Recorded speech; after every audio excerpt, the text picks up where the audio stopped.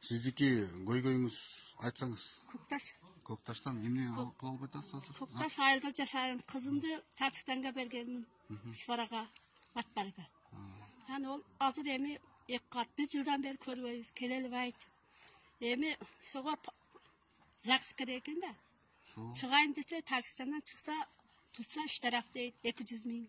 Сого күйөөм келелбейт, кызым келелбейт. Кимден жардам сурайсыз азыр? Сого айтайын Таш. Айтыңыз. Кимден жардам сурайсыз? Ачык айтыңыз. Ташиевден, Садыр Жапаровтан Үмүттөнөсүз, жардам издеп. Үміт кылам, эми жардам берселер, şu кызга şu мартка чейин бир вакытта ЗАГС алып берсем. Рахмат. Сиздердин үнүңүз ушул эки карапайым калк элибиздин үндөрүн сиздерге жеткирүүгө аракет кылабыз. Сиздерге макул, жакшы. Рахмат, жакшы туруңуздар. Майлы, рахмат. Жакшы туруңуздар.